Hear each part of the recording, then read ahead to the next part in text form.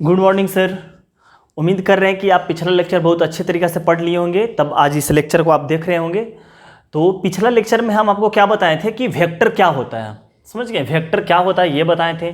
फिर उसमें unit vector सबसे हाईलाइट में था कि यूनिट वेक्टर क्या होता है, इसका काम क्या है, क्यों पढ़ते हैं, ये सब सारी बातें समझे थे, समझ गए कि क्या होता है। फिर बाद में देखे कि फ्री वेक्टर हम लोग मैथ के दुनिया में फ्री वेक्टर पढ़ते हैं, लोकलाइज्ड वेक्टर हम लोग फिजिक्स में पढ़ते हैं, समझ गए। तो और आपको लास्ट में कोप्लेनर वेक्टर पढ़े थे कि बहुत सारा वेक्टर क्या करता है, अगर एक ही प्लेन में लाई करता है तो उसको कोप्लेनर वेक्टर बोला जाता है। मतलब कुछ खास नहीं पढ़े थे, बेसिक हम टर्म सीखे थे।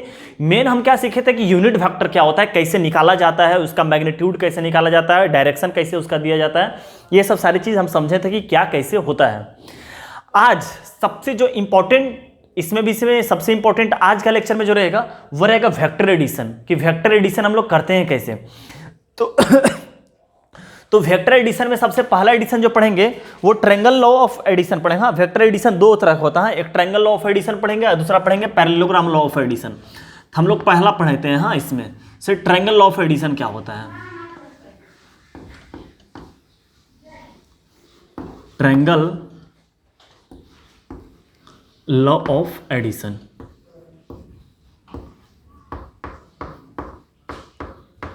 क्या होता है समझते हैं। हाँ, ट्रायंगल लॉ एक होता है, दूसरा क्या होता है कि पैरेललोग्राम लॉ ऑफ एडिशन। तो समझते हैं कि ट्रायंगल लॉ ऑफ एडिशन क्या होता है, समझ गया। क्योंकि ट्रायंगल लॉ ऑफ एडिशन जो होता है इसी को अच्छा से आपको समझिएगा तो आप पैरेललोग्राम लॉ ऑफ एडिशन समझ लीजिएगा अच्छे तरीके से। इसी बेस्ड बहुत क्वेश्चन, सारा क्वेश्चन जो रहेगा बेसिक में हम लोग क्या पढ़ने वाले हैं। बेसिक वेक्टर जो आपको बोले कि लंबा जाएगा, इसमें हम 3-4 तरह का टॉपिक पढ़ते हैं। एक तो सारी चीज़ बेसिक समझते हैं कि वेक्टर का बेसिक क्या होता है, समझ गए, जो अभी बेसिक में ही चल रहा है, 4-5 लेक्चर बेसिक रहेगा, समझ गए। इसके बाद हम लोग क्या पढ़ते हैं, मल्टीप्लिकेशन ऑफ वेक्टर पढ़ते हैं कि मल्टीप्लिकेशन ऑफ वेक्टर। एक तो बेसिक में हम लोग सीख लिए कि ये सीख लिए, हम लोग पोजीशन ऑफ वेक्टर सीखेंगे, समझ गए। और बस सेक्शन फार्मूला पर इस पर क्वेश्चन करेंगे। हम लोग का लेक्चर 3 और लेक्चर 4 सिर्फ हम लोग का क्वेश्चन रहने वाला है। फिर लेक्चर 5 में हम इक्वेशन ऑफ फर्स्ट लाइन सीखेंगे। तो 5 लेक्चर तक हमारा बेसिक रहेगा, समझ गए, जो कि लेक्चर नंबर 3 और लेक्चर नंबर 4 में ज़्यादातर क्वेश्चन ही रहने वाला है, समझ गए। तो हम लोग एक बेसिक पढ़ेंगे, फिर हम लोग क्या पढ़ेंगे कि मल्टीप्लिकेशन ऑफ वेक्टर पढ़ेंगे। हाँ, मल्टीप्लिकेशन ऑफ वेक्टर पढ़ेंगे।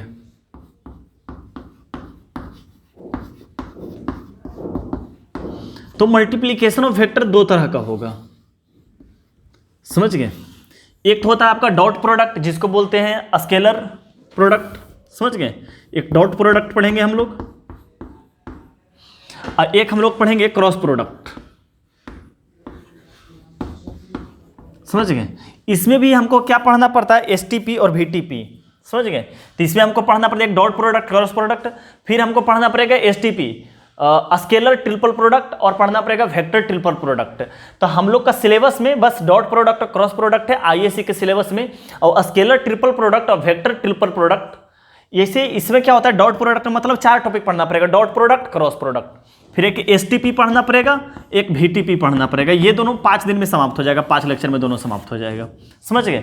ये आपका 3 से 4 लेक्चर जाएगा, ये आपका 2 से 3 लेक्चर जाएगा, मतलब टोटल 15 लेक्चर के आसपास जाएगा। और सब पढ़ना है आपको। ये पढ़ना सब आसान है, बिल्कुल आप देखोगे तो पता चलेगा बहुत आसान है। और जितना अच्छा ये वेक्टर रहेगा उतना ही अच्छा आपका 3D रहेगा, समझ गए बात को। इसलिए थोड़ा सा इस पर लंबा आपका क्लास जाएगा और अच्छे तरीक़ा से आपको पढ़ना है। आप डिटर्मिनेंट मैट्रिसेस बहुत अच्छे तरीक़ा से पढ़ें। बहुत अच्छा रिप्लाई मिलता है कि जब बच्चा बोलता है कि सर बहुत क्वेश्चन किए, मज़ा आ गया, एनसीईआरटी इसी तरह बना देते हैं। तो वेक्टर 3D भी एक इसमें से बहुत इंपॉर्टेंट चैप्टर है आपका। किसी भी एग्जाम में आप एनडीएम देने जाओ तो वेक्टर 3D तक अगर आप कर लेते हैं तो आराम से आप 20 क्वेश्चन करके आ सकते हैं। जेईई मेंस में भी डिटर्मिनेंट मैट्रिसेस वेक्टर 3D से 6 क्वेश्चन रहेगा, समझ गए। 5 क्वेश्चन तो जरूर रहेगा, 5 क्वेश्चन तो रहेगा ही रहेगा, समझ गए। तो हम लोग पढ़ते हैं ट्रायंगल लॉ ऑफ एडिशन क्या होता है।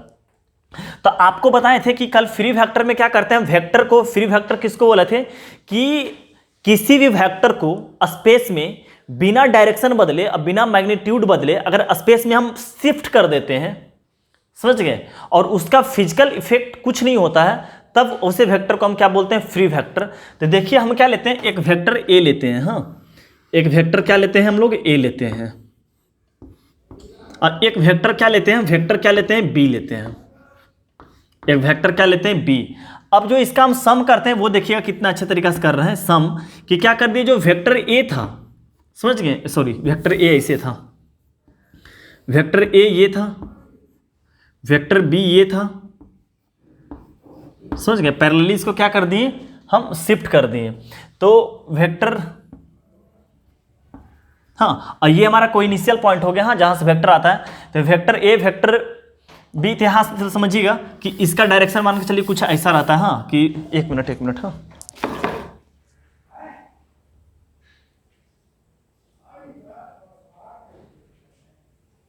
यहाँ पर गलती करते हैं थोड़ा सा, कि वेक्टर बी को हम क्या करते हैं, इस तरफ पैरेलली शिफ्ट करते हैं, वेक्टर बी, समझ गए, ये हमारा क्या ले लेते हैं, वेक्टर बी। तो हमारा वेक्टर ए हो गया, वेक्टर बी हो गया।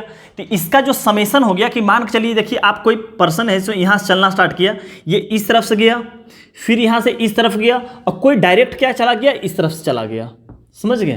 तो ये वाला हमारा क्या हो गया, इन दोनों का क्या हो गया, सम हो गया, वेक्टर ए और प्लस वेक्टर क्या हो गया, बी। यही था आपका ट्रायंगल लॉ ऑफ एडिशन, समझ गए। कि आपका देखिएगा क्या, कि एरो फॉलो करते जा रहा, ये ऐसे गया ऐसे गया, आप चाहते तो आप ऐसे मिला देते, लेकिन आपका डायरेक्शन कुछ यूं हो गया, समझ गए। तो ये हमारा क्या हो गया, समेशन ऑफ टू वेक्टर, हाँ, यही हो गया सम ऑफ वेक्टर, समझ गए बात को। अब इसमें क्या करता है कि जैसे आप एक ट्रायंगल को भी देख सकते हैं, आप ये लिख लीजिएगा और फिर स्टार मार के लिखते रहिएगा, क्या कि इसमें अगर ध्यान दीजिएगा तो इसका नाम दे देते हैं ए, इसका नाम दे देते हैं ए, चाहे आप अलग से देखते हैं, हम लोग, हाँ, अलग से देखते हैं कि एक ट्रायंगल बनाते हैं, हाँ, एक ट्रायंगल बना रहे हैं, ए प्लस बी और सी। तो हम मान के चले लिए ये ए बी, ये इस डायरेक्शन में ले लिए, A B vector plus B C vector plus C A vector, plus क्या ले रहे हैं, सी ए वैक्टर। तो अब ध्यान से देखिएगा कि हम एरो फॉलो कर रहा है, इस तरफ से एरो इस तरफ से आया, A B plus B C, आप इसी डायरेक्शन में चले गए, तो इसका सम क्या हो गया, 0 हो गया, क्योंकि जहां से हम चले हम क्या करेंगे, वहीं पहुंच गए, इसलिए इसका सम क्या हो गया, 0।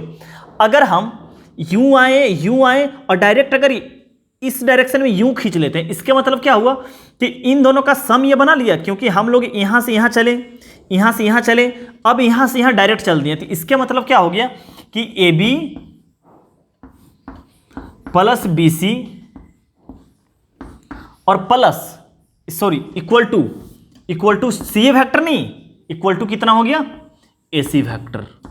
यही सब है ट्रायंगल लॉ, कि आप अगर एरो आपका अगर फॉलो करते हुए जा रहा, समझ गए, तो अगर किसी एक का अपोजिट कर दिए, एक एरो करते जा रहा, उसी का क्या कर दिए आप, अपोजिट कर दिए, तो वो सारे वेक्टर जो फॉलो करते जा रहा है, एरो करते जा रहा, उसका क्या होता है, सम के बराबर हो जाता है, समझ गए बात को। और दिखाते हैं आपको कि इसी में से दिखाते हैं क्या, कि मान के चलिए इसको इस तरफ लेते आ गए, हाँ, इसको इस तरफ लेते आ गए, जैसे कर दिए A B plus B C, और क्या कर दिए, इसको इस तरफ लेते आ गए, मतलब कि minus A C vector equal to यहां पर क्या बन गया, 0। तो ध्यान से देखिएगा कि इसको क्या लिखते हैं कि A B vector plus B C vector, ये माइनस ए सी होने का मतलब क्या है कि अगर ए वैक्टर इस तरफ है, ए वैक्टर इसी का सेम टू सेम, अगर ये इस तरफ वैक्टर है तो ये वाला ए है, तो ये वाला कितना है, माइनस ए वैक्टर है, समझ गए, ये क्या हो गया, माइनस ए वैक्टर हो गया। तो ध्यान से देखिए कि ये क्या है हमारा बेटा, ए बी, ये है माइनस ए सी वैक्टर, मतलब कि ये क्या है, माइनस ए सी, इसी का बात कर रहे हैं, मैग्नीट्यूड वही है, सब वेक्टर वही है, तो माइनस ए सी होने का मतलब क्या होगा कि इसको पलट दीजिए, तो मतलब ये क्या बन रहा है, सी ए वैक्टर, इसको आप इस तरफ से देखिए, अगर इसको ए सी है, इसमें निगेटिव लगा हुआ है, तो ये रियल में इस तरफ से है, तो मतलब ये इसको क्या करते हैं कि अगर इसको पोजीशन को बदलेंगे तो यहाँ पर कितना लग जाएगा, plus C A vector is equal to कितना हो जाएगा, 0। तो ध्यान से देखिए अब क्या बन गया हमारा कि A B plus B C plus C A, हम क्या किए, जहां से चले अगर वहीं पहुंच गए, हमारा आंसर क्या हो जाएगा, समेशन विल बी 0, हाँ, क्योंकि हमारा डिस्प्लेसमेंट 0 हो गया। अब ध्यान से देखिए कि हम चले कहां से, ए से, और देखिए एरो फॉलो करते हुए जा रहा, एरो फॉलो करते हुए जा रहा कि बी यहां खत्म हुआ, बी से यहां स्टार्ट किए, सी से यहीं पे लगा हुआ, और जहां चले वहीं पहुंच गए, सम विल बी 0, समझ गए बात का, सम विल बी कितना हो गया, 0। या आप ऐसे भी कर सकते हैं एक तरीका, इसी के अंदर आप लिखते जाइए स्टार मान रखे, हाँ, कि अगर मान के चलिए कहीं लिखा हुआ है क्या कि A B plus B C plus C A is equal to 0। हाँ, ये तो समझ रहे हैं कि एरो फॉलो करते जा रहा हो, जहां से स्टार्ट किए वहीं पहुंच गए, तो सम कितना हो गया? 0 हो गया। देखिए बी बी सी सी, जहां से चले वहीं पहुंच गए, सम विल बी 0। अगर इसका हम रिजल्टेंट निकालना चाह रहे हैं, समझ गए, तो कितना आ जाएगा? A B plus B C, हाँ, इज इक्वल टू कितना हो जाएगा? Minus C A factor. समझ गए? तो अब ये कितना बन जाएगा? माइनस लगने का मतलब आपको अभी समझाएं कि A B plus B C equal to A C factor actually हो गया। समझ गए? तो अब देखिए इसी ट्रायंगल में A B plus B C is equal to A C. समझ गए? आपको अच्छे तरीके से कॉन्सेप्ट क्लियर हो रहा होगा। और आपको एग्जांपल से समझाते हैं, हाँ, और आपको एग्जांपल से देखिए कैसे कोई करते हैं कि मान के चले हम कोई ऐसे चलते हैं, हाँ, कोई ए यहाँ से चले, ए एक यहाँ चल दिए, एक यहाँ पहुँच गए, समझ गए, एक यहाँ पहुँच गए, तो हम लोग देखते हैं, नाम देते हैं, हाँ, ये ए हो गया, ये हमारा वर्टेक्स बी हो गया, ये हमारा सी हो गया, ये हमारा डी हो गया, ये हमारा ई हो गया। तो हम लोग का वेक्टर जो है ऐसे चल रहा, ए बी ऐसे ऐसे ऐसे। अब देखिए क्या कर रहा है, ये एरो एक दूसरे को फॉलो करते जा रहा, जा रहा जा रहा जा रहा जा रहा, और एक इसका जस्ट इसका अपोजिट आ जाए, समझ गए, इसका जस्ट क्या आ जाए? अपोजिट हो जाए, तो ये क्या हुआ? सबका सम के बराबर हो गया। समझ गए? ये क्या हो गया? सबका सम के बराबर हो गया। कैसे? अब देखिए कि आप यहां से चलना स्टार्ट किए, आप यहां से चलना स्टार्ट किए, आप यहां तक गए, यहां तक गए, यहां तक गए, और ये डायरेक्ट पहुंच गया यहां से। समझ गए? तो ये सबके सम के रिजल्टेंट के बराबर हो गया। तो आप इसको कैसे लिख सकते हैं? इसको बिना देखे भी लिख सकते हैं हम लोग। कैसे लिख सकते हैं? ए बी, एरो को फॉलो करवाते जाइए, B C plus C D plus D, समझ गए, is equal to A F, A E is equal to क्या हो जाएगा? ए ई, हाँ, इज इक्वल टू क्या हो गया? ए। सबके सम का क्या हो गया? बराबर हो गया। अगर इसको इस तरफ लाकर लिख देते हैं तब देखिए सम आपको 0 जना जाए। ये समझ में आ गया बात है आपको? A B plus B C, देखिए एरो फॉलो करते जा रहा, सी से सी, डी से डी, और एक क्या मार दिया? इसका उल्टा मार दिया ना, ए ई फाइनल पहुंच गया, ए ई तक फाइनल, यहां से यहां डायरेक्ट पहुंच गया। वही चीज लिखा हुआ है। अगर इसको हम इस तरफ लाते हैं, जैसे लिखते हैं क्या, इसको इस तरफ लाने का मतलब कि A B plus B C plus C D plus D E, और माइनस क्या कर देते हैं? E A is equal to कितना हो गया? 0, sorry, A E minus A E is equal to कितना हो गया? ये हमारा बन गया 0। तो अब ये हमारा क्या बन गया? क्या लिख सकते हैं कि A B plus B C plus C D plus D E, और ये माइनस लगने का मतलब क्या है कि ये प्लस में कितना होगा? ई ए इक्वल टू 0। अब देखिए हमारा एरो कैसे चल रहा, बी से बी, सी से सी, डी से डी, ई से ई, जहां से चला वहीं पहुंच गया। तो सम क्या हो गया? 0। A B plus B C plus C D plus D E plus E A plus E A, यहीं पहुंच गया। तो हमारा सम क्या हो गया? 0 हो गया। समझ गए? हमारा सम क्या हो गया? 0 हो गया। चाहे एक डायरेक्ट आप ऐसे भी लिख सकते हो, समझ गए, आप डायरेक्ट ऐसे भी लिख सकते हो,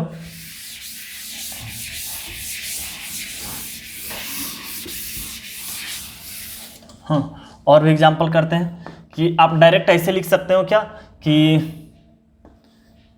ए बी प्लस बी सी, चलो क्या आप पढ़ाना, हाँ, अब दूसरा बात करते हैं। हाँ, आप समझ गए कि एरो अगर फॉलो करते हुए जा रहा तो हमारा सम क्या हो जाएगा? उसके जस्ट एक अपोजिट लगा देंगे तो हमारा सम क्या हो जाएगा? 0 हो जाएगा। ये आपको अच्छे तरीक़ा से समझ में आ गया होगा कि ट्रायंगल लॉ क्या करते हैं कि आप फॉलो करते जा रहे हैं, एक उल्टा इसका मार दे, जितना सब जा रहे हैं और उसका एकदम जस्ट जहां पहुंचे उसका स्टार्टिंग से मिला दीजिए, सबका क्या हो जाएगा? सम के बराबर हो जाएगा। That is called triangle of addition. समझ गए? Triangle of. अब समझते हैं कि ए प्लस बी करना सीख गया, भाई ए माइनस बी हम लोग सब्ट्रैक्ट करना सीखते हैं, तब समझते हैं। देखिए क्या है कि मानते हैं कि कोई ट्रायंगल बना रहे हैं, हाँ, कोई हम क्या करते हैं? ट्रायंगल बना रहे हैं,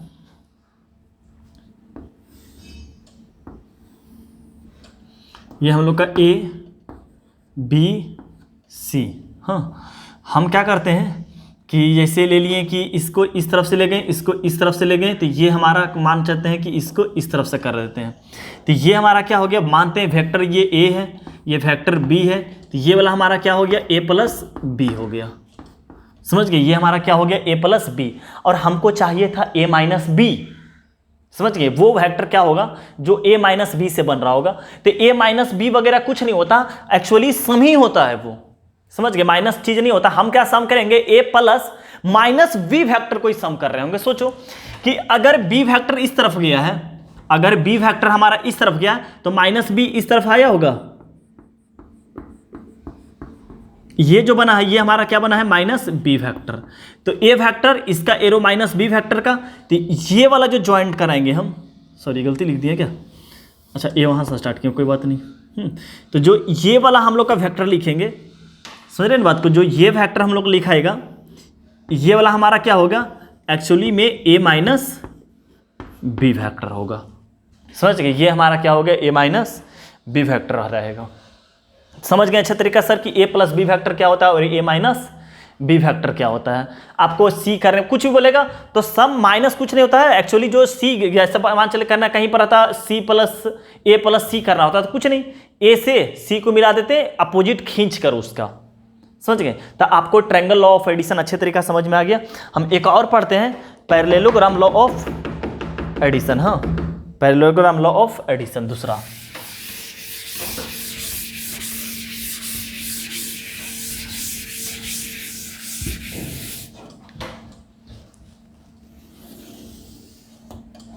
दूसरा हम लोग पढ़ते हैं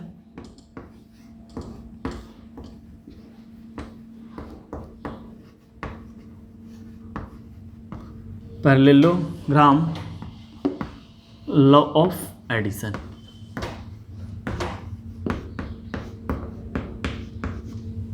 ये क्या चीज होता है समझते हैं बात को। हाँ, कि अगर क्या दिया हुआ है कि किसी भी पैरेललोग्राम का दो एडजेसेंट साइड दे रखा है। समझिए, किसी भी पैरेललोग्राम का अगर दो एडजेसेंट साइड दिया हुआ है तो उसका जो डायगोनल बनेगा वो हमारा क्या रहेगा, एक्चुअली में सम रहेगा उसका। समझ गए, तो लिखते हैं if two adjacent sides of a parallelogram are represented by vector A and vector B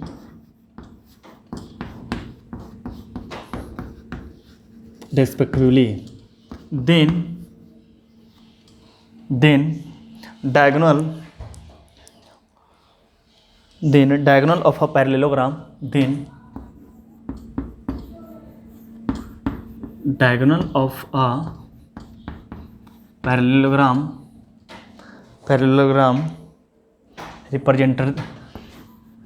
represented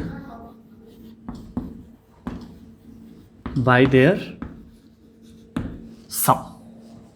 समझ गए बात को, represented by their sum parallelogram. तो जैसे देखते हैं क्या कि मान के चलिए हमारा ट्रायंगल लो, ये कुछ है नहीं कि पैरेललोग्राम का दो एडजेसेंट साइड दे रखा है। मानते हैं कि ये वाला वेक्टर हमारा ए है और ये वेक्टर हमारा क्या है, ये वेक्टर हमारा क्या है, बी है। तो इससे बनने वाला जो होगा, तो ये हमारा दो एडजेसेंट साइड दे दिया। हाँ, ये हमारा क्या दे दिया कि दो एडजेसेंट साइड हमारा दे दिया। तो अब देखिए क्या करते हैं कि इस वेक्टर को, पैरेललोग्राम देखिए कैसे बना रहे हैं, इस वेक्टर को क्या करते हैं, इस वेक्टर को पकड़े और इसको पैरेलली शिफ्ट कर दिया। मतलब यही वाला वेक्टर हमारा देखिए तो ये बन रहा है, दिख रहा है आपको, ये हमारा यही वेक्टर हमारा क्या बन गया, ए वेक्टर ऊपर जाकर। और ध्यान से देखिएगा तो ये वेक्टर हमारा यूं रहेगा, ये वेक्टर हमारा बी वेक्टर रहेगा। हम लोग पैरेलली शिफ्ट तो कर ही सकते हैं, तो ये वेक्टर को यहां शिफ्ट कर दिया, इसका डायरेक्शन इस तरफ, हाँ इसका डायरेक्शन इस तरफ। अब ध्यान से देखिए कि ये हमारा ट्रायंगल बन जाएगा, वेक्टर ए वेक्टर बी। तो अब इस पॉइंट से अनुसार अकॉर्डिंग ये देखिए, ये जो डायगोनल बना है ये दोनों का सम है ए प्लस वेक्टर बी। ये हमारा क्या बन गया, सम बन गया। समझ रहे ट्रायंगल लॉ से, दिस और इसका उल्टा एक यहां से लगा दिए, तो ये हमारा क्या बन गया, ट्रायंगल लॉ ऑफ एडिशन। तो वही लिख रहा हुआ है कि if two adjacent side of a parallelogram represented by vector A and vector B respectively, then diagonal of a parallelogram represented by their sum. तो यही हमारा डायगोनल बन गया। अच्छा, अगर हम a माइनस बी लिखना चाहते हैं, कुछ नहीं, इसको क्या करेंगे, यहां से शिफ्ट करेंगे। ये हमारा क्या बन गया, माइनस बी फैक्टर, समझ गए।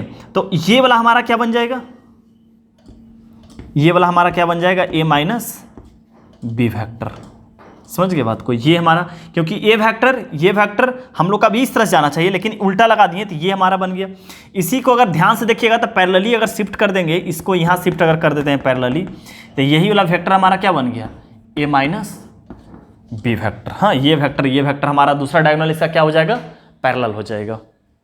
आगे अच्छे तरीके से समझ में कि ये वाला क्या किए, इसको b माइनस बी नीचे कर दिए, तो a माइनस बी, तो ये इसको पैरेलल शिफ्ट कर दिए, तो ये वाला वेक्टर हमारा क्या है, एक डायगोनल क्या बन गया, a माइनस, तो एक बन गया हमारा a प्लस बी, तो दूसरा क्या बन गया हमारा a माइनस बी बन गया, समझ गए। तो ये आपको अच्छे तरीका से समझ में आ गया होगा सर, हाँ, कि ट्रायंगल लॉ ऑफ एडिशन क्या होता है और पैरेललोग्राम लॉ ऑफ एडिशन क्या होता है, आपको बहुत अच्छे तरीका से समझ में आया होगा। ठीक है सर, तो आप इसको अच्छे तरीके से सारा चीज नोट कर लीजिए, हम आगे बढ़ते हैं।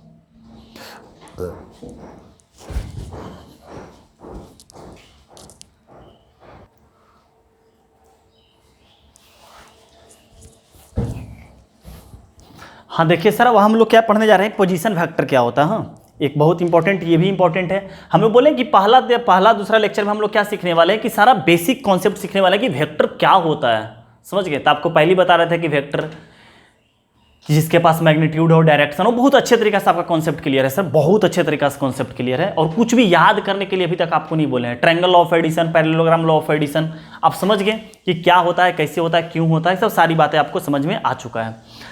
अब हम लोग पढ़ते हैं कि पोजीशन वेक्टर क्या होता है। तो पोजीशन वेक्टर में क्या होता है कि एक आपको रेफरेंस मान के चलना पड़ेगा, समझ गए, कि कहीं आपको अगर जाना है, कहीं भी आपको जाना है, तो आपको पता होगा ना कि हाँ स्टार्ट कहाँ से करें। इसको कहीं पर देखते हैं, आप नया जगह जाते होंगे तो बोलते हैं अच्छा ये पहचान हम इसको देते हैं, इसको चिन्ह देते होंगे कि यहाँ पर से हम राइट टर्न ले लेगा या यू टर्न ले लेंगे, ऐसा चीज होता है पोजीशन फैक्टर। मतलब आपको रेफरेंस मान के चलना पड़ेगा किसी भी। तो देखिए क्या होता है, पोजीशन फैक्टर क्या होता है कि if O is a fixed point in a space, किसी को आप फिक्स कर दे ओ, मतलब जरूरी नहीं है कि हम हमेशा ओरिजिन को ही फिक्स करें। अगर कुछ और नहीं दिया हुआ है तब हम क्या करते हैं, ओरिजिन को ही क्या करते हैं, स्पेस में हम क्या करते हैं, फिक्स कर देते हैं, समझ गए। ओरिजिन को ही क्या करते हैं, हम फिक्स कर देते हैं। कल भी बताए थे आपको ये कि मान के चलिए क्या होता है कि आपको हम कोऑर्डिनेट एक्सिस बना लिए, हाँ, ये एक्स एक्सिस, ये वाई एक्सिस, और ये हम लोग क्या खींच लिए, ये हम खींच लिए जेड एक्सिस, और ये अपना क्या कर लिए, ओ ले लिए, फिक्स कर लिए। और ए कोई पॉइंट है जो स्पेस में, हम लोग स्पेस का बात कर रहे हैं, हाँ, प्लेन में नहीं बात कर रहे, स्पेस में। तो क्या हो गया, एक्स वाई जेड, इसको क्या कर दिए, हम फिक्स कर दिए, समझ गए। तो OA हमारा क्या हो गया कि पोजीशन वेक्टर हो गया। कभी भी हम क्या करेंगे, दो पॉइंट को जब मिलाएंगे तो वो हमारा क्या बनेगा, एक वेक्टर देगा, एक यूनिक डायरेक्शन। तो OA क्या हो गया, OA क्या हो गया कि position vector of A, position vector of A. ये आता कैसे है कि कहीं भी स्पेस में क्या लिखा हुआ था, एक्स वाई जेड। तो आपको पिछला भी क्लास में समझाए थे कि इसको क्या लिख सकते हैं, एक्स आई प्लस वाई जे, और प्लस क्या लिख सकते हैं, जेड के लिख सकते हैं, समझ गए। तो लेट जो हमारा था कि ए पॉइंट जो माने थे, लेट ए इक्वल टू कितना माने हैं कि X Y Z in space, हाँ स्पेस में इसको माने हैं। तो OA जो हमारा हो गया, जो OA जो क्या बन गया, तो OA हमारा क्या हो गया कि दिस माइनस दिस। कभी भी स्पेस में एक पॉइंट माने तो वेक्टर तभी बन सकता है जब क्या करेंगे, उसको किसी से क्या करेंगे, हम ज्वाइंट करेंगे, किसी से क्या करेंगे, उसको ज्वाइंट करेंगे, तभी वो हमारा क्या बनेगा, वेक्टर बनेगा। तो रेफरेंस यहां पर हम क्या, अगर कोई पॉइंट ही नहीं दे रखा है, स्पेस में एक पॉइंट देना है, उसका हमको पोजीशन वेक्टर चाहिए। स्पेस में सिर्फ पॉइंट था, एक्स वाई जेड हमारा स्पेस में क्या था, सिर्फ पॉइंट था। उस पॉइंट को क्या किए, उसको रेफरेंस से मिला दिए। रेफरेंस हमारा कुछ भी हो सकता है, ओरिजिन हो सकता है, कुछ और हो सकता है, कुछ और हो सकता है। लेकिन जब तक कुछ नहीं जानते रहते हैं तो स्पेस में एक तो फिक्स पॉइंट रहता है कि कहीं ना कहीं तो ओरिजिन होगा ही होगा, समझ गए। तो इस पोजीशन जो एक्स वाई जेड यहां था, इसको हम क्या किए कि ओरिजिन से मिला दिए, इसको बेटा क्या किए कि ओरिजिन से मिला दिए, तो ये एक डायरेक्टेड लाइन सेगमेंट बन गया। और डायरेक्टेड लाइन सेगमेंट को हम क्या बोल सकते हैं, एक वेक्टर बोल सकते हैं। डायरेक्टेड लाइन सेगमेंट को क्या कर सकते हैं, एक हम वेक्टर बोल सकते हैं। तो वही ये क्या हो गया, वेक्टर हो गया, वही हमारा क्या हो गया, एक वेक्टर बन गया। समझ गए। तो ये आएगा कैसे, दिस माइनस दिस करेंगे तो पोजीशन फैक्टर ऑफ ओ ए का मतलब क्या हो गया कि आप फाइनल माइनस इनिशियल कर दीजिए। आप पहुंचे ओ ए मिला दिए तो फाइनल माइनस इनिशियल, मतलब क्या करते हैं कि position factor of A minus क्या करते हैं, पोजीशन फैक्टर ऑफ ओ। समझ गए। ये तो कितना आ जाता है कि हम किसी भी स्पेस में क्या लिख सकते हैं, वेक्टर तभी लिख सकते हैं। समझ गए। इसमें तो कुछ नहीं लिखना है ऐसा, इसमें तो हाँ, तो ओ ए को हम डायरेक्ट क्या लिख सकते हैं, ओ ए को हम डायरेक्ट क्या लिख सकते हैं,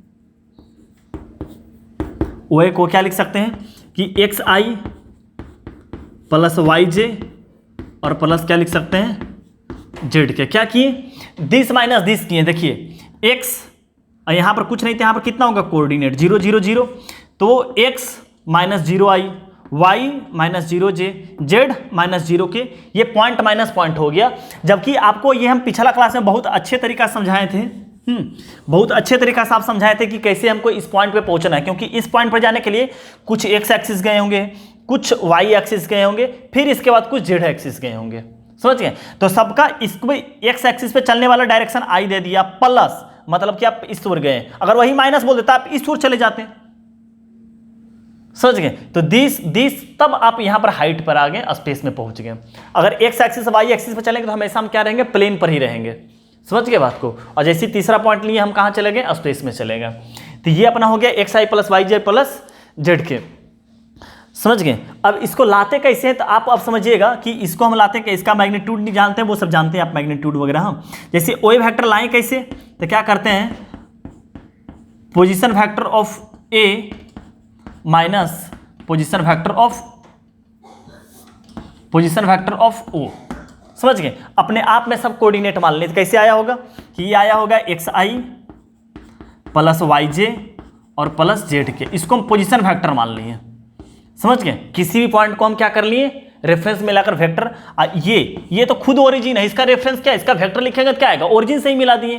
कितना आ गया, 0 आई प्लस 0 जे और प्लस कितना आ गया, 0 के आ गया। समझ गए। तो ये सब्ट्रैक्ट होकर कितना आ गया, एक्स आई प्लस वाई जे और प्लस कितना बन गया, जेड के। समझ गए। तो अगर मान के चलिए कि एग्जाम्पल के तौर पर लिख लीजिएगा कि if 2 3 4 is a point in a space, then it's, चाहे find it पोजीशन फैक्टर। इसका पोजीशन फैक्टर बताइए। समझ गए कि 2 3 4 हमारा स्पेस में कोई पॉइंट है, तो फाइंड इट पोजीशन फैक्टर। इसका पोजीशन फैक्टर कितना होगा, तो इसका पोजीशन फैक्टर कितना हो जाएगा, 2i प्लस 3j और प्लस 4k। ये हमारा हो गया पोजीशन फैक्टर। समझ में आ गया कि पोजीशन फैक्टर क्या हो गया, अच्छे तरीके से समझ में आ गया पोजीशन फैक्टर। तो किसी भी पॉइंट को हम क्या लिख सकते हैं, उसका वेक्टर। तो बोलेंगे किसका रेफरेंस कौन माना है इसका, भाई किसी पॉइंट को हम वेक्टर कैसे लिख दिए, कहीं नहीं बेटा। 2 3 पॉइंट हमारा यहां पे था, 2 3 हमारा क्या था, यहां पे था। इस पोजीशन, इस पॉइंट को क्या किए कि कहीं पर जो रेफरेंस हमारा ओरिजिन था उससे क्या किए, इसको मिला दिए। तो हम किससे मिलाएं, ओरिजिन से मिलाएं। तो 2i प्लस 3, तो आगे चलकर हम क्या लिखेंगे कि 2i plus 3j plus 4k लिखने में अगर हाथ मेरा दर्द करेगा तो हम क्या लिखेंगे, सीधे 2 3 4 से काम चलाएंगे, कहेंगे देखो यही वेक्टर है हमारा। समझ गए। तो ये तो हम सीखें कि जब हमारा स्पेस में एक पॉइंट था तब कैसे पोजीशन वेक्टर लिखा जाता है, ओरिजिन से हम क्या कर लिए, रेफरेंस। तो कहीं ना कहीं से भी वेक्टर लिखिएगा, सबका जड़ जो रहता है ओरिजिन ही रेफरेंस रहता है। कोई भी वेक्टर लिख लो, उसका जो जड़ रहता है वो ओरिजिन ही रहता है। जैसे एक नया चीज सिखाने वाले हैं आपको, वो समझिएगा अच्छे तरीका से। कि ये तो आपको सिखाएं कि स्पेस में जब एक पॉइंट था तब हम वेक्टर लिख लिए, जब स्पेस में 2 पॉइंट रहेगा तब उससे वेक्टर कैसे लिखेंगे, तो वो भी, इसका भी आपका ट्रिक सिखा चुके हैं कि स्पेस में जैसे कोई पॉइंट रहेगा तो x का कोऑर्डिनेट सब्ट्रैक्ट करके i लगा दीजिए। लेकिन क्यों? अभी तो ओरिजिन से सिखा दिए तो समझ में आ गया कि चलो ये वाला वेक्टर बन गया, समझ गए। लेकिन क्यों सब्ट्रैक्ट करेंगे? तो उसका भी जो प्रूफ रहता है, दिखाते हैं कि स्पेस में जब 2 पॉइंट रहेगा तो हम कैसे करते हैं उसको, समझ गए बात को, कैसे करते हैं स्पेस में जब 2 पॉइंट रहता है तो।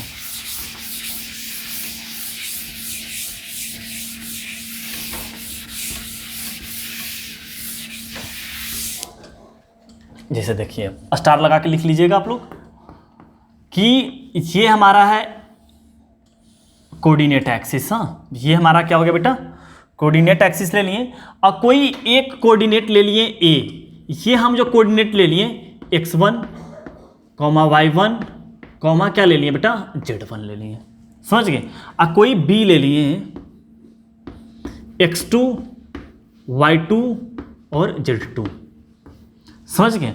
और इसका हम ए बी वेक्टर निकालने के लिए बोल दिए हैं, समझ गए।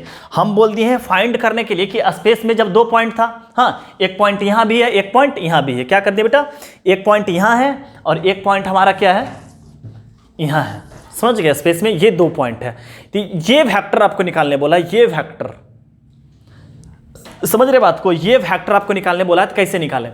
तो पहले तो एक पॉइंट रहता था तो इसको ओरिजिन से मिला देते थे, हाँ, जैसे ये पॉइंट आता था इसको ओरिजिन से, और इसको अब क्या 2 पॉइंट आ गया, तब इसको कैसे करते हैं, अच्छा तरीका सीखिएगा। हाँ, कैसे सीखते हैं अब इसका, फिर हम लोग डायरेक्ट फिर बनाएंगे, समझ गए।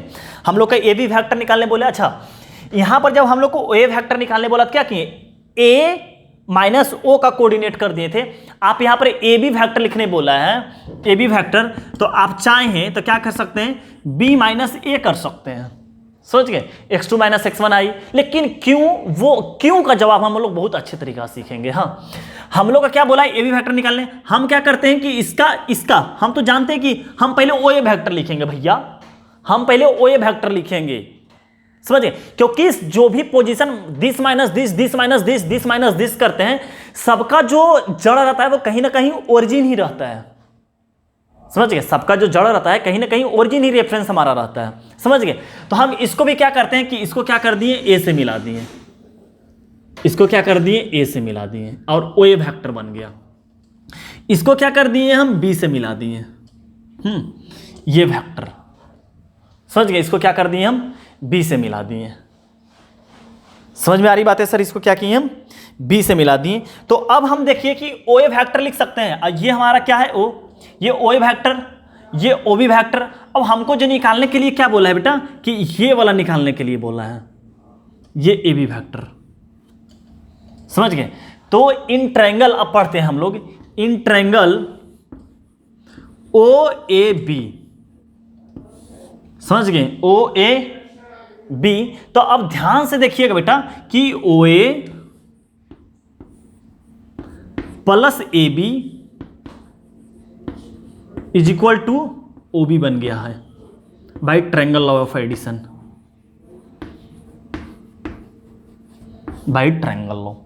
दिख रहा कि O A plus O B is equal to O B बन गया कि नहीं, समझ गए। ये बन गया, आपको दिखाई दे रहा है कि पोजीशन वेक्टर ऑफ ओ है। ये लिखने का मतलब क्या, आप देखिए बहुत अच्छा कॉन्सेप्ट सीखने वाले हैं कि क्यों कैसे करते हैं। आपको हर एक चीज का बेटा एक्सप्लेनेशन समझ में आ रहा, तब आपको बहुत मजा, अच्छा ये यहाँ से आता है, ये यहाँ से आता है, ये यहाँ से आता है, वो अच्छा तरीका से कॉन्सेप्ट होगा, समझ गए। तो ओ ए इसको भी मिला दिया, हम तो ओ ए वेक्टर बनाए, ओ बी वेक्टर मिला दिए, ये वेक्टर निकालने बोले तो देखिए ये तो ट्रायंगल लॉ से क्या बन गया, ये तो अपने को क्या चाहिए था, A B vector, A B vector. तो ए बी वेक्टर के लिए क्या हो गया कि O B vector minus O A vector, समझ गए, ओ ए वेक्टर। तो क्या हो गया कि ए बी वेक्टर का मतलब क्या हो गया, ओ बी वेक्टर क्या चीज होता है जी, ओ बी वेक्टर क्या चीज होता है। तो ओ बी वेक्टर बेटा देखना, अब देखना x2i plus y2j plus z2k, ये होता है ओ बी वेक्टर, समझ गए। क्या स्पेस में क्या किए, ओरिजिन से ज्वाइंट करवा दिए थे, समझ गए बात को, ओरिजिन से कर दिए। और ओ ए वेक्टर क्या हो गया, O A vector x1i plus x2j plus x3, sorry गलती क्या लिख दिए जी, y1j अब प्लस Z1 के, तब i का सब्ट्रैक्ट i के साथ कर देंगे तो कितना आ जाएगा, x2 minus x1i plus y2 minus y1j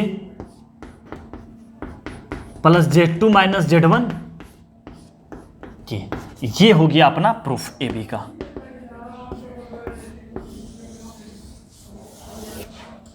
समझ गए, ये हो गया अपना प्रूफ। तो ये जो अभी जो आपको पहले सिखा रहे थे कि कभी भी स्पेस में अगर कोई पॉइंट रहता है, समझ गए, कभी भी अगर स्पेस में कोई पॉइंट रहता है, समझ गए, जो सिखा रहे थे आपको बातें, जो आपको बातें सिखा रहे थे कि जो ए बी लिखे, इसी से आगे लिख रहे हैं कि ए बी लिखने का मतलब कितना हो गया कि position vector of B minus position vector of ए।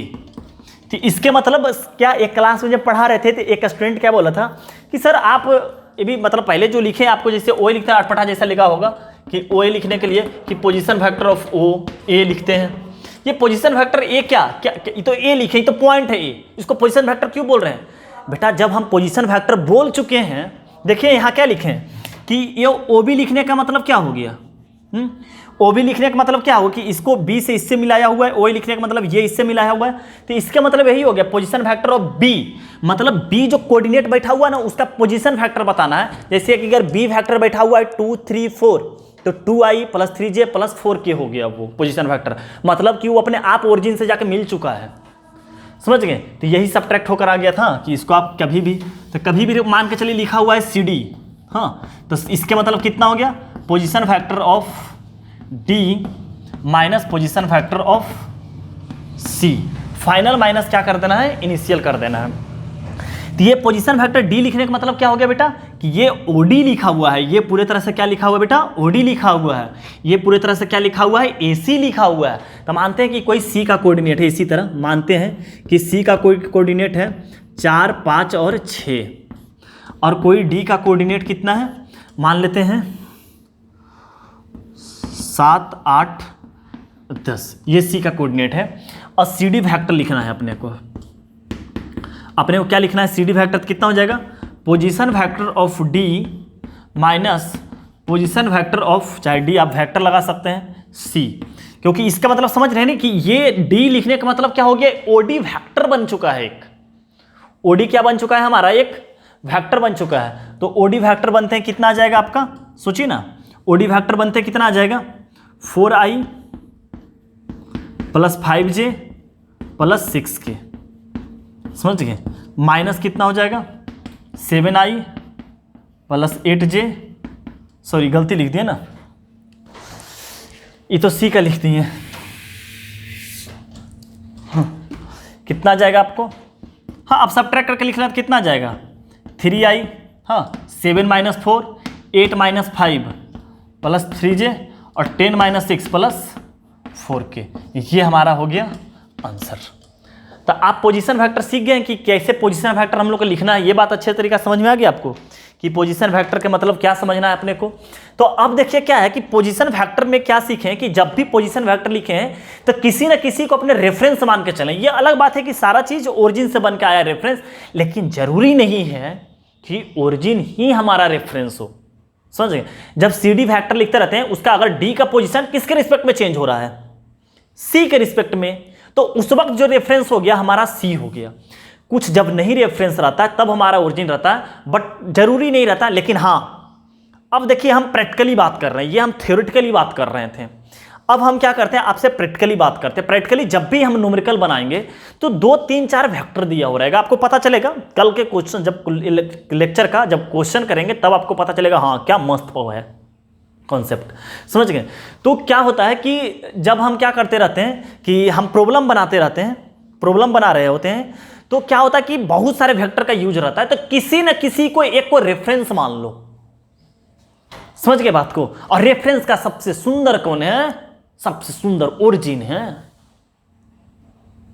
समझ गए बात को। किसी न किसी एक को रेफरेंस मान लेगा तो हमारा काम क्या हो जाएगा, सारा आसान हो जाएगा। तो आप क्वेश्चन में क्या देखेगा कि जब भी कुछ दिया हो रहा है, क्योंकि वेक्टर बनने का मतलब क्या है कि वो कहीं ना कहीं सब्ट्रैक्ट होकर आया, कोई ना कोई पोजीशन वेक्टर से सब्ट्रैक्ट होकर आया, कहीं स्पेस में इसी तरह लिखा हुआ है AB vector equal to this लिखा हुआ है, समझ गए, A B equal to this vector लिखा हुआ है, इसके मतलब क्या हुआ, क्यों कहीं ना कहीं 2 3 4 जे लिखा हुआ है, जिससे लिखा हुआ है A B vector equal to 2i plus 3j plus 4k। तो तुम तो समझ रहे होगे 6 साल ए बी वेक्टर है। ए बी वेक्टर का मतलब क्या होगा कि कहीं ना कहीं वो ओ बी और कहीं ना कहीं वो ओ ए बनकर आया होगा। मन ही मन ये चीज आपको फील होना चाहिए, मतलब कि हाँ अंदर अंदर ये समझ रहे हैं कि A B vector equal to लिखा हुआ है इतना, तो समझ रहा होगा कि अच्छा बेटा तू तो ओरिजिन ये भी बनल है ना, तेरा जो बाप है ना बाप, वो तो कहीं ना कहीं ओरिजिन से ही मिला हुआ है। समझ गए, मतलब दादा परदादा छरदादा जो है ओरिजिन ही है बाप। समझ गए, तो किसी न किसी अगर ओरिजिन को रेफरेंस मान लेते हैं तो बड़ा अच्छा रहता है। या रेफरेंस आप किसी को भी मान सकते हो, जरूरी नहीं है कि वो ही हमारा ओरिजिन रेफरेंस हो, आप किसी को भी मान सकते हैं। समझ गए, लेकिन हम लोग जो मैथ पढ़ाते हैं वो ओरिजिन मानकर ही पढ़ाते हैं। समझ गए बात को, ओरिजिन मानकर ही पढ़ाते हैं ताकि समझ में ज़्यादा आता है। समझ गए, तो हम लोग जब क्वेश्चन करेंगे तो उसमें ऑलवेज ओरिजिन को हम क्या करेंगे, जब भी जरूरत पड़ेगा तो बहुत सारा वेक्टर दिया हुआ तो किसी ना किसी एक को रेफरेंस मानेंगे, अदरवाइज हमारा क्वेश्चन बनेगा ही नहीं, बनेगा बड़ा पेचीदा बन जाएगा और सोल्यूशन से बाहर ही नहीं निकाल पाएंगे। समझ गए, तो ये हमारा इंपॉर्टेंस ऑफ पोजिशन फैक्टर है। समझ गए, तो आपको बहुत अच्छे तरीका से समझना पड़ेगा कि हाँ कि क्या कैसे होता है। तो वह हम क्या करते हैं, पोजिशन फैक्टर पर कुछ अच्छा छोटू छोटू क्यूट क्वेश्चन करते हैं, क्योंकि हम लोग बड़ा बड़ा क्वेश्चन तो कल के लिए हम लोग तैयार करेंगे। हाँ, तो आज हम लोग क्यूट क्वेश्चन करते हैं।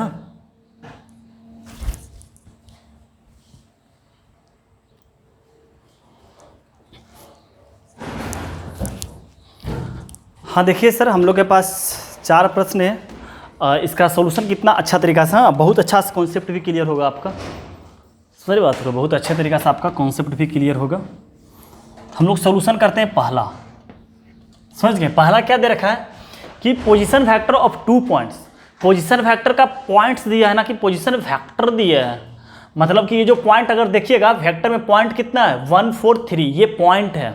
आपको वेक्टर पॉइंट भी दे देगा तो वेक्टर पॉइंट का मतलब ये समझिए कि वेक्टर है, ये पॉइंट बोल दिया position factor of point A, तो मतलब कि पॉइंट कितना है 1 4 3 और बी इतना दिया हुआ, then magnitude of A B पूछा है, तो ए बी समझ ही रहे हैं बात को। हाँ, कि A B factor equal to कितना हो जाएगा, A B factor equal to position factor of B minus position factor of A, ये हो जाएगा। हाँ, तो बी का कोऑर्डिनेट कितना आ जाएगा, दिस माइनस दिस, ये तो 0 आई हो गया। समझ गए, दिस माइनस दिस करते कितना आ जाएगा 0 आई,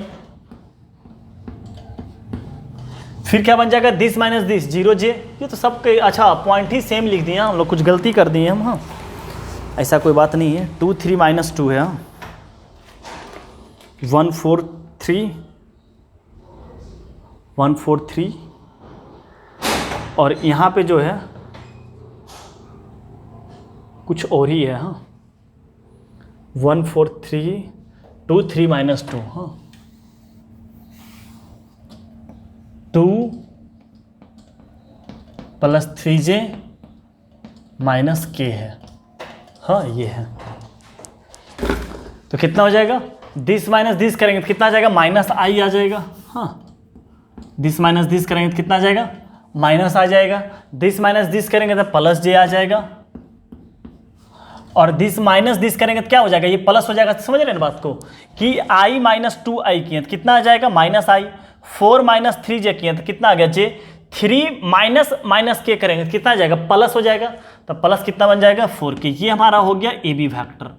इसका बोला है मैग्नीट्यूड निकालने के लिए, तो ए बी का मैग्नीट्यूड कितना हो जाएगा अंडर रूट, कुछ नहीं माइनस प्लस कुछ नहीं साइन देखना है, बस कोफिशिएंट देखना है, 1 का स्क्वायर प्लस 4 का स्क्वायर, तो कितना हो गया अंडर रूट 18, कितना हो गया 3 अंडर रूट 2, हमारा क्या हो जाएगा आंसर आ जाएगा।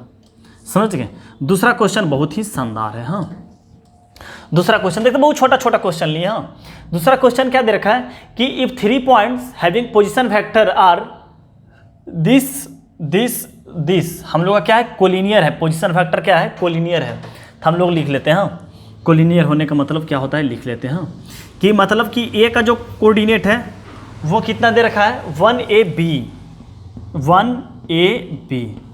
बी का जो है कोलिनियर पॉइंट दे रखा है वो कितना दे रखा है A to B, और जो सी का दे रखा है वो कितना दे रखा है AB3, ये दे रखा है। तो ये बोला कि तीनों आपस में क्या है कोलिनियर है, तो ए प्लस बी का क्या करना है, वैल्यू को क्या निकाल कर करना है, ऐड करना है, समझ गए। तो हम लोग लिख लेते हैं यहां से ए बी फैक्टर, हाँ क्योंकि कोई क्या हो गया, कोलिनियर है, तो कोलिनियर होने का मतलब क्या हो कि ए बी फैक्टर मतलब क्या हो गया कि a माइनस 1i हो जाएगा position factor of b minus position factor of A B factor लिखने के लिए position factor of b minus position factor of a, 30 minus 30, यहां से कितना हो जाएगा 2 minus a, 2 minus A J, और b माइनस बी यहां से आ जाएगा 0 के, यहां से आ गया 0 के, समझ रहे बात को। a माइनस 1, 2 माइनस ए और b माइनस बी 0 हो गया, ये भी फैक्टर निकल गया। फिर हम लोग क्या लिखते हैं कि bc लिख लेते हैं, हाँ क्या आता है bc फैक्टर लिख लेते हैं। तो bc कितना आ जाएगा, दिस माइनस दिस, तो कितना आ जाएगा 0i, b minus 2j plus b minus 2j, और यहां से कितना आ जाएगा प्लस 3 माइनस बी के आ जाएगा। हाँ ऊपर सॉल्व करते हैं मिटाकर, समझ गए आप लोग, पॉज करके लिख लिए होंगे।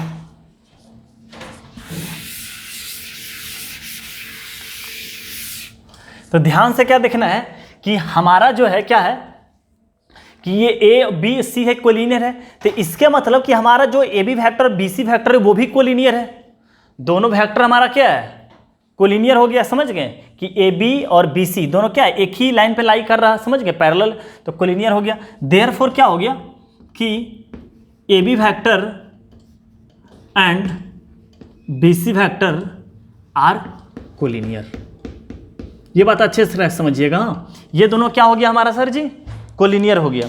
तो कोलिनियर का कल कंडीशन आपको बताए होंगे हम, हाँ कोलिनियर का कल हम आपको चौक कहाँ गया, कोई बात नहीं है इसी से लिख लेते हैं। हाँ तो कोलिनियर आपको कंडीशन क्या बताए होंगे कि कोलिनियर क्या होता है कि आपको कोलिनियर का मतलब क्या होता है, पैरेलल हो गया था तो कुछ टाइम्स हो जाता है, तो हम यहाँ लिख सकते हैं कि A B factor is equal to lambda times B C factor, दिखाई दे रहा होगा कि नहीं दे रहा होगा, A B factor equal to कितना हो गया lambda times B C factor हमारा हो गया, समझ गए। तो lambda times B C factor होने का मतलब क्या हो गया कि हम लोग यहाँ क्या लिख सकते हैं कि ए बी फैक्टर का नाम पर कितना था, ए बी नाम पर कितना था a minus 1i plus 2 minus A J, हाँ ये तो समझ रहे हो कोलिनियर कंडीशन कल ही लिखाए थे, हाँ कि a इक्वल टू कोई अगर a और b दोनों क्या है पैरेलल है या कोलिनियर है तो a equal to lambda times b factor लिखना होना चाहिए। हाँ तो a minus 1i plus 2 minus J plus कितना हो जाएगा 0k इज इक्वल टू कितना आ जाएगा 0i plus b minus 2j plus 3 minus B K. तो ये अब दोनों क्या हो गया आपस में, अब तो बराबर दिखने लगा। हाँ तो नीचे हम थोड़ा मिटा सकते हैं, इसका कोई ज़रूरत नहीं है। तो अब हमारा कितना हो जाएगा, यहाँ ध्यान से देखिएगा कि a minus 1 is equal to कितना हो जाएगा 0 आ जाएगा। अब कोफिशिएंट बराबर कर, अच्छा एक गड़बड़ कर दिए ना कि इस तरफ से मल्टीप्लीकेशन कितना होना चाहिए, लेमडा लगा हुआ होना चाहिए। हाँ तो कितना आ जाएगा कि i का कोफिशिएंट 0 इंटू लेमडा, मतलब क्या हो गया a minus 1 is equal to 0 into lambda बन रहा होगा, ये बन रहा होगा कि इस तरफ a का i का कोफिशिएंट कितना होगा, लेमडा को अगर उस तरफ मल्टीप्लाई कर देंगे तो a माइनस 1 और यहाँ पर क्या होगा 0 इंटू लेमडा। अच्छा दूसरा कोफिशिएंट कितना हो जाएगा 2 minus a is equal to lambda b minus 2, समझ गए। यहाँ से कुछ खास निकलने वाला नहीं है, निकलने वाला देखिए यहाँ से निकल जाएगा। हाँ इसका लिख लेते हैं क्योंकि ये 0 के बराबर आ जाएगा। यहाँ कितना आ जाएगा कि 0 इज इक्वल टू, इस तरफ से 0 equal to lambda times 3 minus B, समझ गए। तो यहाँ से हमारा आंसर आ जाए कितना आ जाएगा a माइनस 1 इक्वल टू 0, तो a का वैल्यू कितना आ जाएगा 1 ही आ जाएगा। इससे कुछ नहीं देखते हैं, हाँ इससे कुछ नहीं देखते हैं। यहाँ पर कितना आ जाएगा, ये लेमडा इस तरफ आकर कितना हो जाएगा 0 हो जाएगा, समझ गए। ये लेमडा इस तरफ करके आकर कितना हो गया 0, तो 3 माइनस बी इक्वल टू कितना हो गया 0, तो b इज इक्वल टू यहाँ से कितना निकल जाएगा 3, तो a plus B is equal to कितना हो गया 1 प्लस 3, मतलब कितना हो गया 4 हमारा क्या हो गया सर आंसर आ गया, समझ गए बात को। 4 अपन लोग का क्या आ गया आंसर आ गया। समझ गए। अब नेक्स्ट क्वेश्चन करते हैं। नेक्स्ट क्वेश्चन हमारा क्या है, हाँ इसको मिटा देते हैं तब तक।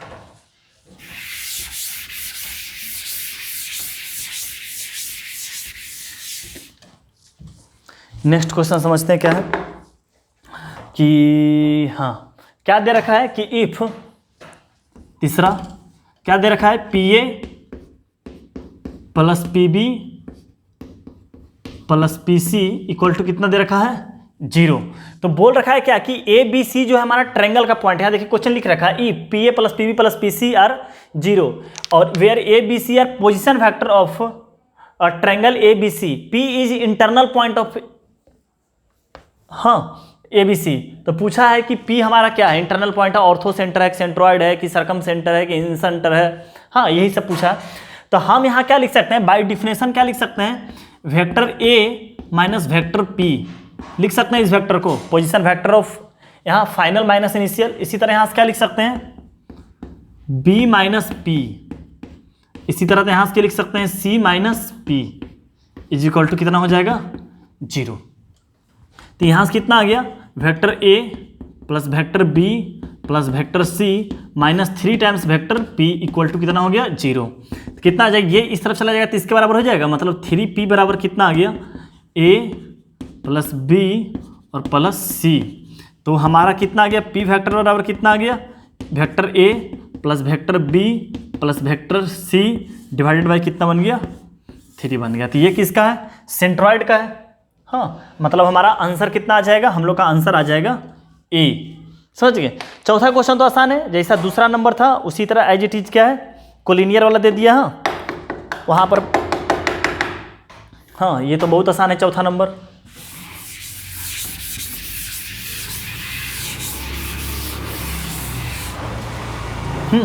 चौथा नंबर क्या दे रखा है कि पोजीशन फैक्टर ऑफ दिस और दिस हाँ आर कोलिनियर। तो ए का वैल्यू पूछा है, तो कोलिनियर होने का मतलब क्या है, फिर से इसको मान लेते हैं ए, इसको मान लेते हैं बी, इसको मान लेते हैं सी। तो हम लोग निकाल लेते हैं ए बी वेक्टर निकाल लेते हैं, A B.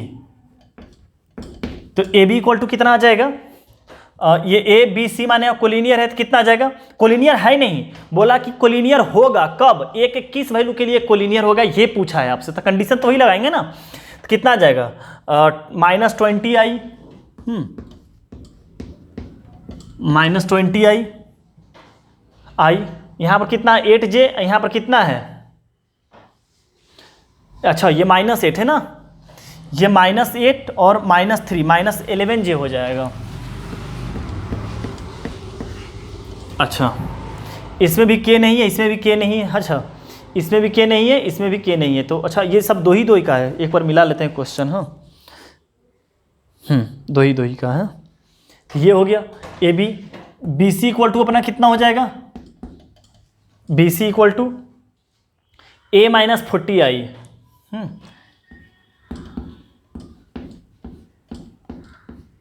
A minus 40 I, और यहाँ 52 है और इसको करेंगे माइनस के साथ तो हो जाएगा +8 हो जाएगा। हाँ ये देखो +8, तो 52 में से 8 गया तो कितना बचेगा, 44। हाँ 44, हाँ कितना आ जाएगा, -44J। हाँ और क्या बोला कि हम क्या माने, कोलिनियर मान लेते हैं कि हाँ ए बी सी कोलिनियर। तो कितना हो गया, ए बी बराबर कितना आ जाएगा, लेमडा बी सी फैक्टर आ जाएगा। और तो लेमडा बी सी फैक्टर मतलब क्या हो जाएगा, सब लेमडा टाइम्स हो जाएगा। तो ये जो होगा, हाँ ये जो होगा हम लोग का, हाँ ये जो होगा हम लोग का क्या आ जाएगा, लेमडा बराबर हो जाएगा,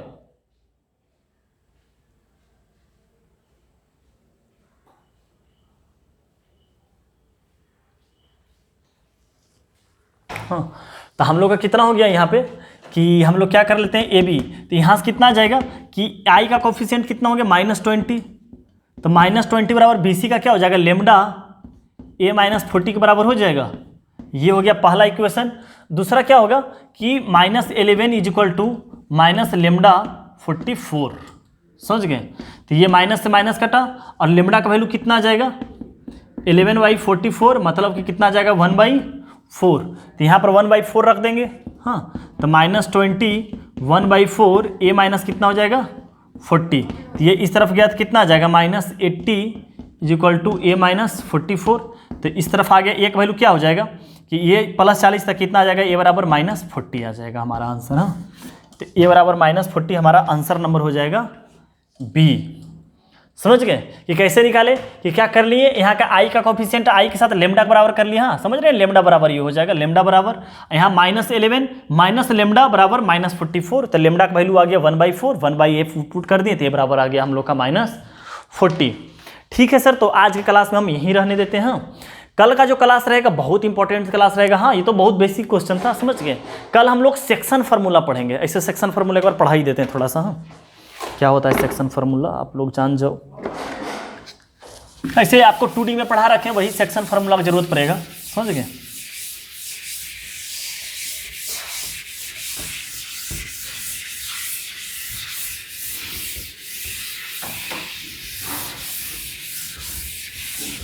हम लोग हेडिंग देंगे क्या कि सेक्शन फार्मूला क्या होता है वो पढ़ेंगे। हाँ,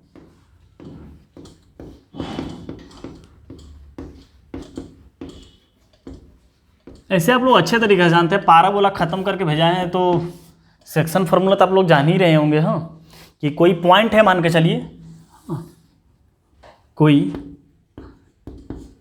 x, y, यहाँ पर सब 3D में पढ़ेंगे हम लोग। हाँ, इसी तरह अभी क्या है, ये x1 मान लेते हैं, ये y1 मान लेते हैं, इसको x2 मान लेते हैं, इसको y2 मानते हैं। कोई आया, इसको कट कर दिया m/n रेशियो में, समझ गए। तो ये C का कोऑर्डिनेट बताना है कि किस रेशियो में। ये क्या था, सेक्शन का मतलब क्या होता है कि लाइन सेगमेंट को डिवाइड करना। लाइन सेगमेंट को क्या होता है, डिवाइड करना। तो डिवाइड किस रेशियो में करेगा, तो बोल दिया कि m/n रेशियो में डिवाइड कर दिया। तो C का कोऑर्डिनेट कैसे निकालते थे, क्रॉस मल्टीप्लिकेशन।